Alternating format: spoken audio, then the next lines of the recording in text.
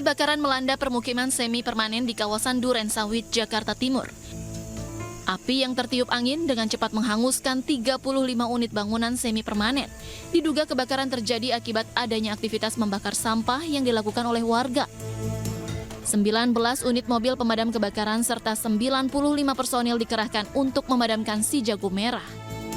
Akibat kebakaran ini, petugas menemukan jasad seorang warga yang sudah terpanggang di puing bangunan. Diduga korban terjebak dan tak dapat menyelamatkan diri saat tengah mencari cucunya. Dan kita luncurkan kelurahan untuk sekarang 19 unit. Dan satu kita temukan korban yang bernama bapak warga, usia sekitar 65 tahun. Nah, sekarang korban sudah dibawa ke Palang Hitam. Selanjutnya kita masih saat ini menyelesaikan pemadaman. Jasad korban langsung dievakuasi ke Rumah Sakit Cipto Mangunkusumo, Jakarta. Sementara kasus kebakaran ini ditangani oleh Polsek Durensawit. Dari Jakarta, Rio Manik, iNews melaporkan. Hari ini sidang kode etik mantan Kapolda Sumatera Barat Teddy Minahasa digelar di TNCC Mabes Polri. 13 saksi dihadirkan dalam sidang. Sidang kode etik Teddy Minahasa digelar mulai pukul 9 pagi.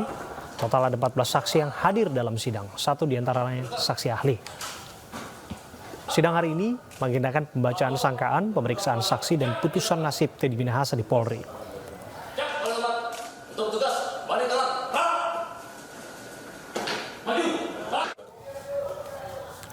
Mantan Kapolda Sumatera Barat Irjen Teddy Minahasa tersandung kasus narkoba setelah ditunjuk menjadi Kapolda Jawa Timur.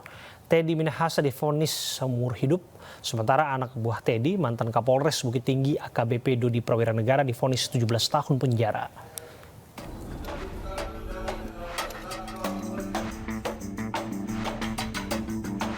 Teddy Minahasa menjadi pengendali penjualan narkoba sebesar 5 kg. Keterlibatan Teddy terendus setelah Polres Jakarta Pusat dan Polda Metro Jaya menangkap sejumlah anggota polisi terkait peredaran narkoba. Mantan Kapolda Sumatera Barat Irjen Teddy Minahasa disebut memerintahkan mantan Kapolres Bukit Tinggi AKBP Dodi Prawira Negara untuk menukar 10 kg sabu dengan tawas. Namun Dodi hanya menyanggupi 5 kg. Narkotika ini berasal dari barang bukti 41,4 kg sabu yang disita oleh Polres Bukit Tinggi pada Mei 2022. Teddy Minahasa ditangkap dan ditetapkan sebagai tersangka atas perintah Kapolri yang dikeluarkan pada 14 Oktober 2022. Pada 18 Oktober, 5 anggota Polda Sumatera Barat dipanggil atas dugaan penghilangan barang bukti narkoba. Pada 24 Oktober, bawahan Teddy yaitu Dodi Prawira Negara dan Samsul Ma'arif menawarkan diri untuk menjadi justice kolaborator untuk mengungkap kasus yang melibatkan Teddy Minahasa. Sidang ketiganya pun mulai digelar. Saat persidangan, Teddy sempat berkilah penukaran narkoba ini untuk menjebak rekannya yang bernama Linda. Namun majelis hakim memutuskan Teddy Minahasa bersalah. Teddy pun divonis dengan hukuman penjara seumur hidup. Vonis ini lebih ringan dari tuntutan jaksa penuntut umum yang sebelumnya menuntut Teddy dengan hukuman mati.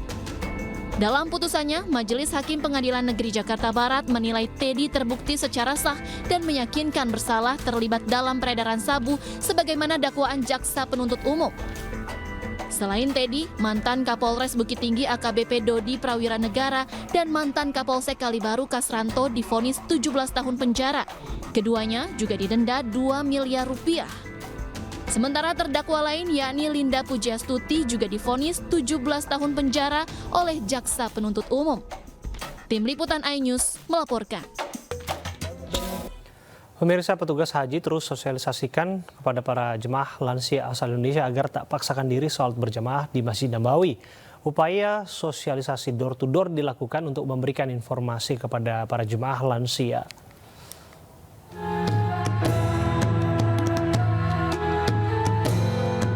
Berbagai upaya dilakukan untuk memberi sosialisasi kepada jemaah haji Indonesia, khususnya lansia, agar tidak memaksakan diri melaksanakan sholat berjamaah di Masjid Nabawi.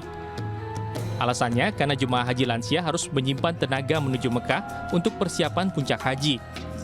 Tantangan yang dihadapi oleh petugas haji adalah komunikasi pada saat sosialisasi kepada jemaah lansia.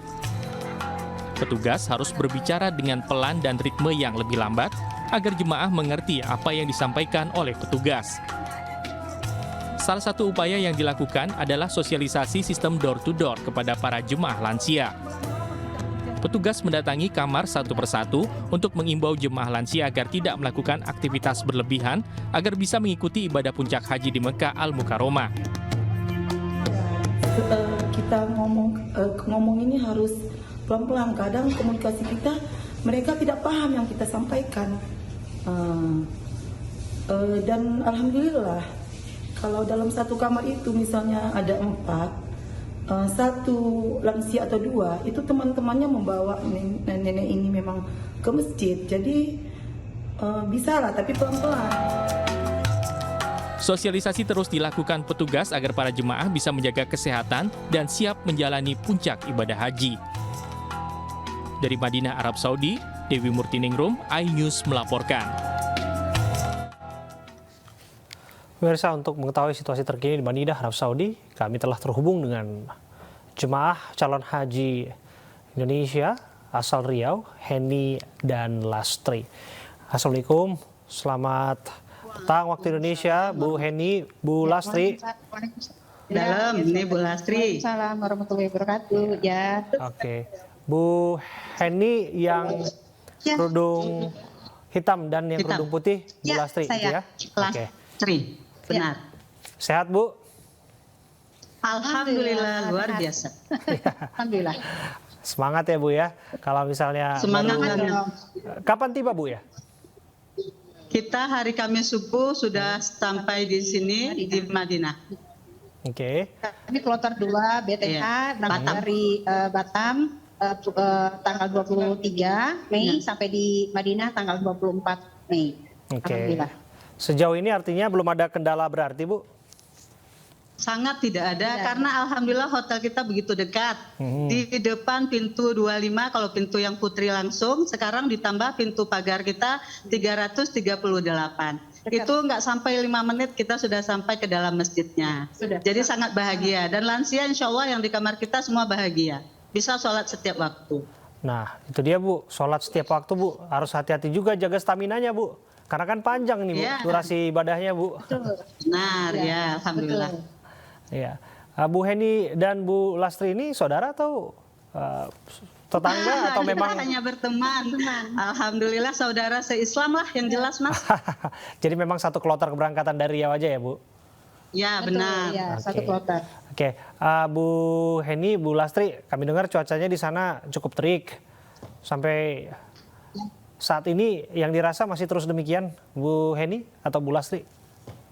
Kalau cuaca memang sangat terik Mas, tapi Allah kirimkan angin sangat sejuk sekali. Sehingga saya mungkin di sini mengingatkan para jamaah untuk tetap minum air putih agak banyak. Kemudian dari dokter ditambahkan dengan oralit supaya apa? Tidak dehidrasi karena kita tidak merasakan haus karena hawannya sangat dingin sekali.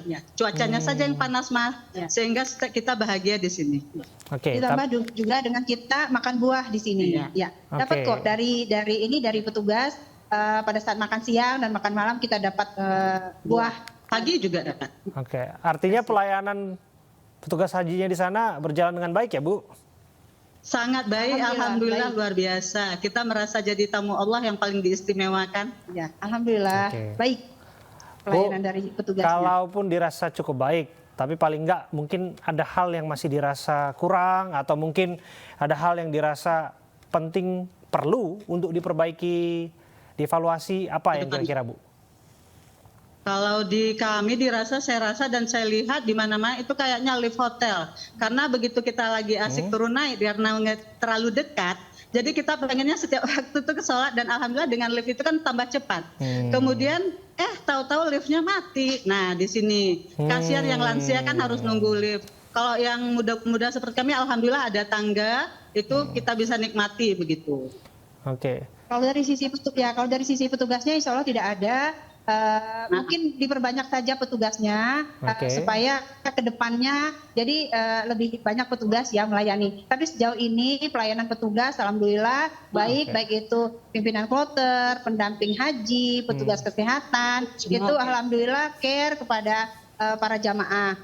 Bahkan para petugas itu datang ke kamar, melakukan pengecekan rutin pada setiap jamaah, khususnya lansia. Ditambah satu lagi Mas, kalau bisa mungkin petugasnya ditambah. Kenapa? Karena lansia kan tidak ada pendamping. Betul. Kami sih insya Allah alhamdulillah ikhlas untuk menemaninya. Tapi kalau petugas yang mendampingi kan lebih ini gitu. Kalau memang nggak boleh keluarga kan begitu. Oke. Itu saran dari kami. Ya, petugas nampaknya memang harus ekstra Ditambah. kerja keras ya di sana Iya. Ibu ya. Setidaknya untuk mengingatkan. Iya, benar. Tadi kami sempat siarkan juga Bu. Harus door to door untuk ngingetin kepada Iya, benar, jemaah saya calon dengar. haji yang udah di sana untuk nggak setiap hari dan senantiasa harus ibadah terus-terusan Bu, karena harus jaga stamina juga ya Bu. Gitu. Ya. Betul. Tapi Jadi- kami lillahi ta'ala ngejar arba'in, insya Allah itu nenek kami di kamar tuh 89 umurnya, alhamdulillah sehat. Tapi yang mendamping benar-benar anak beliau gitu. Alhamdulillah petugas kloter itu mereka mau saya ajak kerjasama agar orang tua dan anaknya satu kamar. Kenapa? Supaya bisa lebih spesifik mengurusnya dan dia tetap Oke. sholat 5 waktu. Oke. Bu Lastri dan Kalem. juga Heni. Bu Heni Ya, sudah komunikasi dengan keluarga? Sangat sudah selalu. sudah hampir setiap hari bisa komunikasi dengan keluarga, bisa Bagus ya? video call. Komunikasi ya? Ya, Oke. Sangat bagus. Oke. Kalau seperti ini Bu, kan apa yang disampaikan ini bisa disaksikan termasuk keluarga, sanak saudara yang juga barangkali menyaksikan Anisroom bersama dengan kami di Oke. sini. Bu Heni, Iya. Bu Kita Lastri, di reguler, Ya. alhamdulillah tidak merasa seperti, tapi merasa lebih dari VIP ya Bu. Betul. Kalau saya rasa karena kita dekat, Ya, istimewa, makanannya juga istimewa, Ya, ya. always the best deh. Luar Oke. biasa. Kami pada saat datang ke Madinah mendapatkan hotel yang sangat dekat dengan Masjid Nabawi, surprise. Tidak menyangka dapat hotel sedekat ini begitu. Ah, Bahkan luar biasa. umroh biasa pun tidak seperti ini. Umroh biasa pun mungkin agak jauh dari Agak jauh. hotel dari Nabawi. Nah, ini dapat hotel yang sangat-sangat dekat dengan Masjid Nabawi. Hanya dibatasi seberang jalan ya. Oke.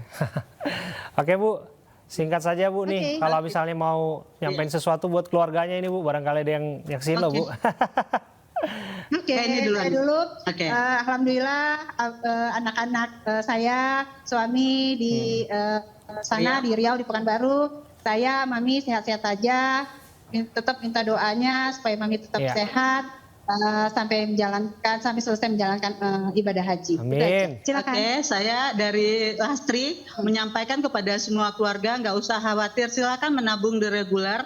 Insya Allah daftar tunggu itu hanya Allah yang memutuskan karena semuanya Ya. Allah akan memberikan yang terbaik. Kemudian pesan saya kepada keluarga tetap rajin ibadah, doakan kita, doakan Ya. Indonesia kita supaya makin makmur. Luar biasa, amin. Terima kasih Bu Amin. Heni dan Bu Lastri, semoga sehat walafiat dan kemudian lancar Amin. ibadahnya Bu di sana Bu. Dan bisa Amin. juga nanti kembali bertemu dengan saudara keluarga yang sudah menanti nanti Amin di ya Rabbal Alamin. Indonesia. Terima kasih Bu Heni dan Bu Lastri.